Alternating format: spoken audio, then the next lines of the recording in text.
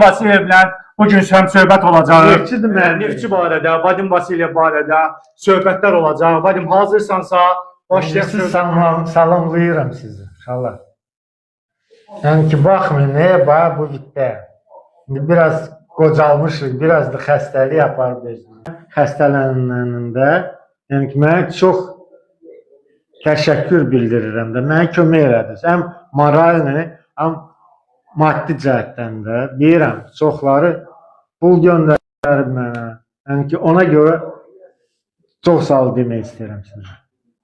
Vurduğunuz ən gözəl qol. Yəqin ki, hamısı xatırlayır. İkinci qol Crvena Zvezda. Bəxtiyar Musayev keçdi. Rastrel elədi, mən başla vurdum. Özü də yaxından yox, biraz uzaq idi. Ona görə mən onu demək istəyirəm ki, hardasa 11 metrədən biraz belə idi də. Başla qəşəng Çox gözəl. getdi. Neftçi sizin üçün nə deməkdir bu Vadim bəy? Hər şey. O neftçisiz mən həyatımı da bilməzdim. Bəs ağ-qara sevgisi nədir sizin üçün? Ağqara.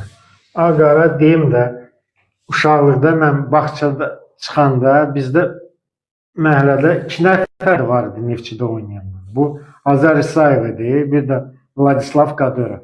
Bəli. Onların balkona baxanda, onlar öz formaları balkona asanda fikirləşirdim, keçirdim, deyirdim ayda nətər çıxım uğrayım. Sonra fikirləşirdim, yox, uğramaq, bunlar qazanıblar bunu. Azərbaycanda barmaqla sayacaq qədər hücumçular yetişib. Bunun səbəbi nədir bizdə o hücumçu yetişmir? Hücumçu sevir sərbəst olmaq. Ona görə sərbəstlik verəsiz.